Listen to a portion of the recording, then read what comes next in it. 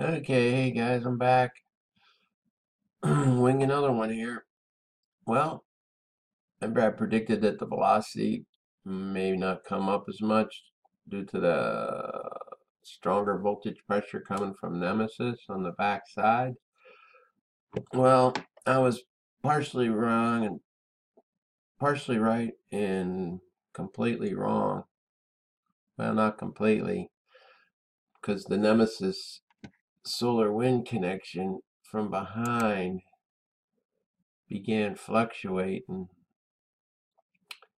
In fact, it started trending downward yesterday, pretty much all day. Triangle went below 180, so that indicates more pressure coming from the sun side of the Earth. And you can see Nemesis tried to get in there a few times. I'm looking at these numbers here on the blue, where it jumped up sporadically. So clearly, a lot of unquiet in the interplanetary magnetic field between Nemesis, the Earth, big planets in front of our planet, and the sun. But basically, it was all trending pretty much. Look, it even went down to 97 there. And so it's all an Earth to Sun or Sun to Earth stronger connection. Then it started breaking up again. Nemesis started trying to get into the mix.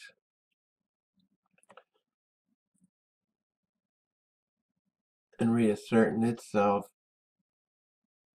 You can see these numbers here. Anything above 180 indicates backside, more backside voltage pressure, I would say, from Nemesis, more of a stronger connection with Nemesis.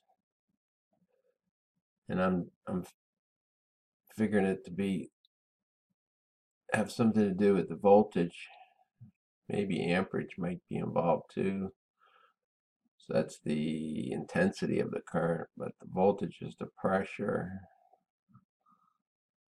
But anyway, I'm rambling here. You can see the numbers. We're still all trending more toward sun to earth dominant connection. So therefore, the solar wind speed, it did go up, started going up just as Enlil predicted pretty much, I think. I'm looking at these purple numbers now. You really should click this lower box on the right so you can really see what's going on here. So we're in the mid 500s all through there.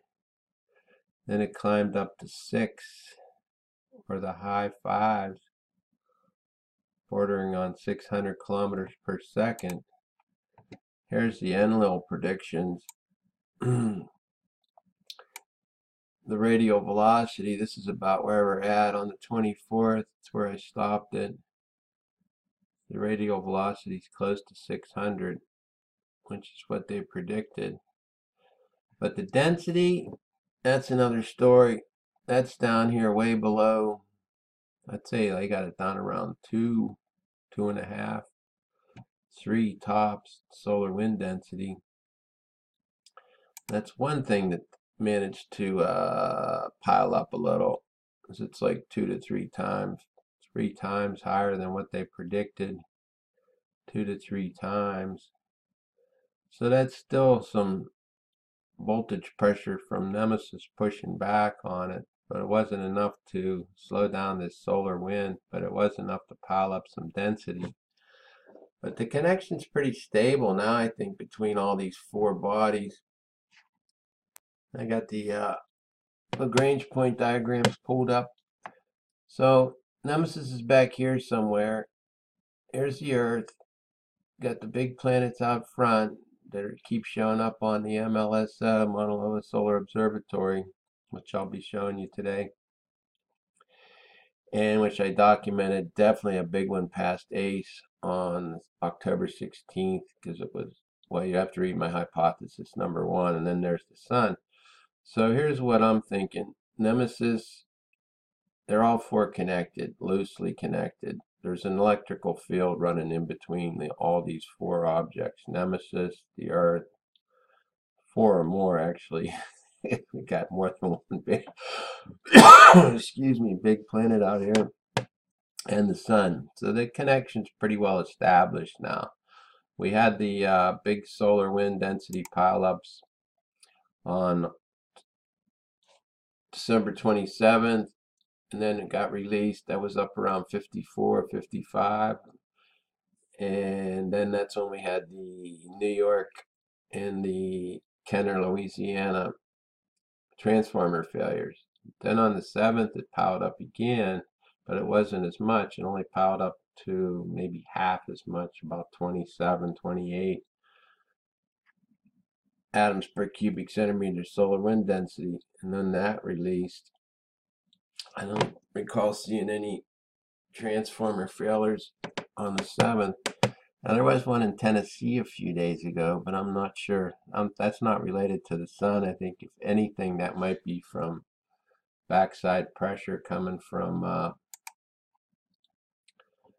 NEMESIS, which I showed you yesterday on those bow shocks. But you can see here, here's the solar wind on geospace. We're getting the data from the ISWA data feeds and the RCM computer modeling.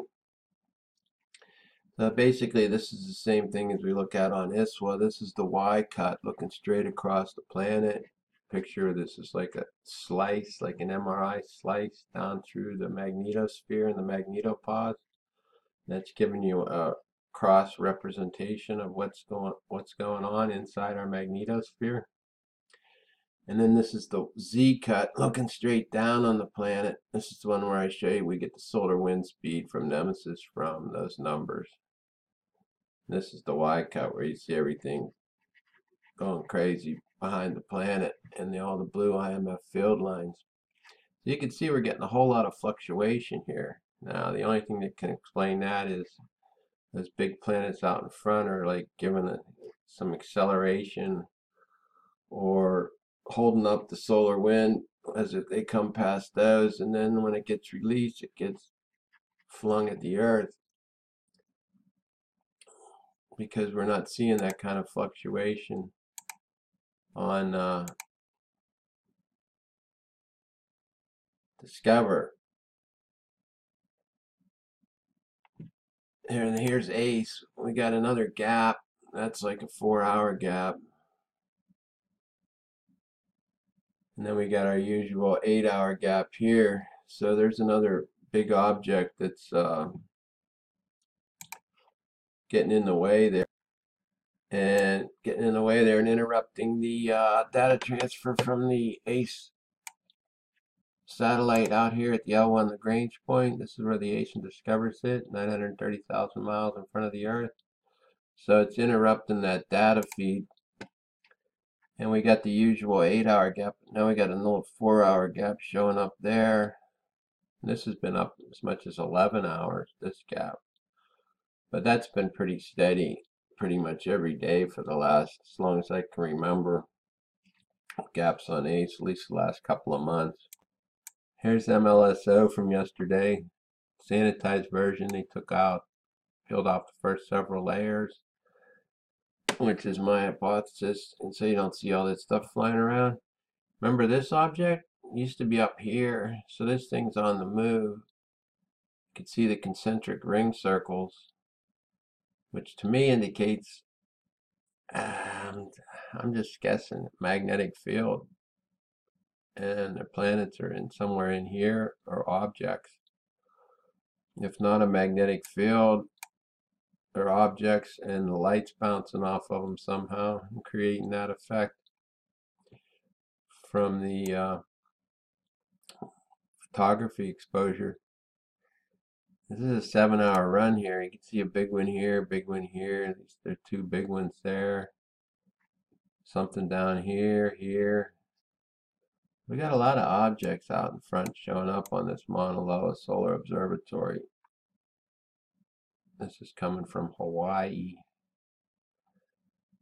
And we got this one here, still pretty pronounced. Still got the white, more white than anything. I think that one might be pretty big. I'm not sure though. And there was one up here that showed the other day when we had like a flash of energy come in. And it was about this big.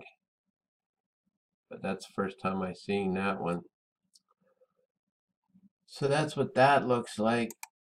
Here we got the solar wind, Nemesis solar wind. It came up again, pretty much on time.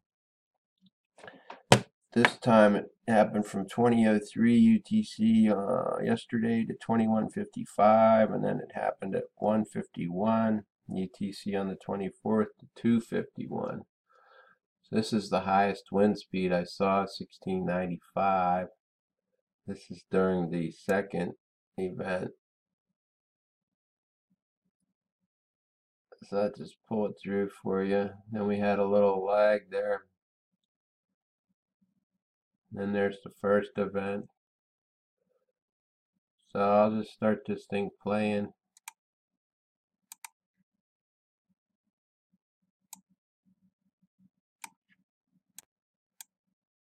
So these three are all running together now, the ones on the top.